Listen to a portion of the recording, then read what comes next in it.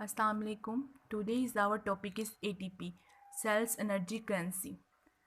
तमाम सेल्स के लिए जो एक बड़ी एनर्जी करेंसी है वो कौन है? वो एक न्यूक्लियोटाइड है जिसको हम कहते हैं एटीपी, एडिनोसाइन ट्राइफॉस्फेट। ठीक है, कहते हैं कि जो सेल्स के ज़्यादातर फंक्शंस होते हैं, ज़्यादातर जो फ़ाल होते हैं, काम होते हैं, उनके लिए एनर्जी का एक बड़ा ज़रिया एटीपी है। ठीक है, अब ये फंक्शंस जो है एक्टिव ट्रांसपोर्ट है, हेक्सोसाइटोसिस, एंडोसाइटोसिस है, माइक्रोमोलिक्यूल्स की सिंथेसिस है, यानी माइक्रोमोलिक्यूल्स डीएनए आरएनए की सिंथेसिस, प्रोटीन की सिंथेसिस, ट्रांसमिशन और ये नव इम्पल्सिस की मूवमेंट है। ये जो जितने भी ये मेजॉरिटी फंक्शंस है ना सेल्स के, उनके लिए मेजर एनर्जी सोर्स जो है वो एटीपी है। ठीक है,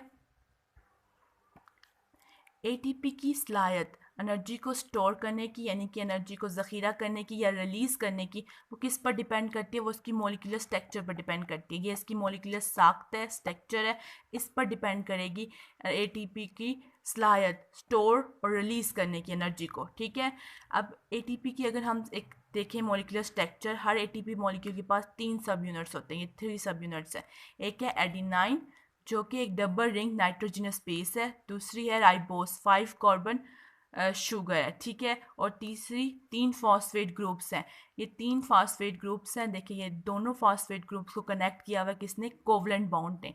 ठीक है, जिसको इंडिकेट करते हैं या रिप्रेजेंटेशन जो है सिंबल है वो ये है टाइल्ड। ठीक है, ये देखें ये 2 फॉस्फेट ग्रुप्स को बाउंडेड किया हुआ है इस कोवलेंट बाउंड ने। ये कोवलेंट बाउंड जो होता है हाई एनर्जी बाउंड होता है। ठीक है, जब ये बाउंड टूटता है तो एनर्जी रिलीज होती है। एक फॉस्फेट बाउंड के टूटने से कितनी एनर्जी रिलीज होती है? 7.3 किलो कैलोरीज पर मोल। ठीक है, बाउंड टूटा, एनर्जी रिलीज हो गई और इनऑर्गेनिक फॉस्फेट जो है वो एटीपी से अलग हो जाता है। देखिए यहाँ पे, ठीक है, बाउंड जो है वो टूट गया, एटीपी से जो इनऑर्गेनिक फॉस्फेट था वो अलग हो गया और एनर्जी रिलीज हो गई। कहते हैं हम अमूमन रिएक्शंस में देखें, कॉमनली जो एनर्जी रिएक्शंस होते हैं उसमें क्या होता है कि 2 हाई एनर्जी बाउंड जब टूटते हैं उसमें से सिर्फ आउटर मोस्ट जो बैरूनी बाउंड होता है वो टूटता है।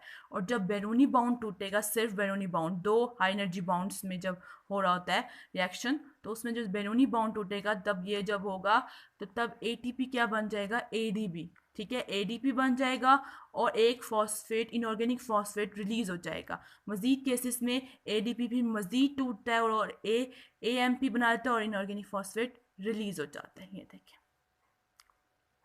तो इस तरह जो सेल है वो कॉन्स्टेंटली रिसाइकल कर रहा है एडीबी को, कंबाइन होता है, रिकम्बाइन होता है इनऑर्गेनिक फॉस्फेट के साथ और एटीपी बनाता है। एनर्जी कितनी लगती है? 7.3 किलो कैलोरीज पर मोल।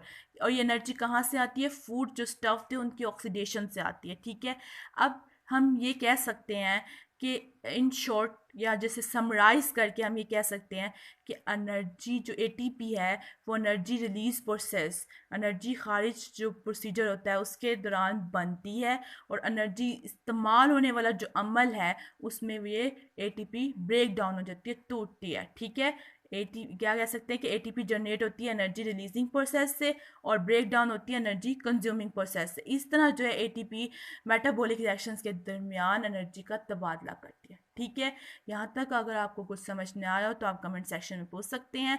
अब तक के लिए अल्लाह हाफिज़। इंशाल्लाह हम नेक्स्ट वीडियो के साथ आएंगे। अल्लाह हाफिज़।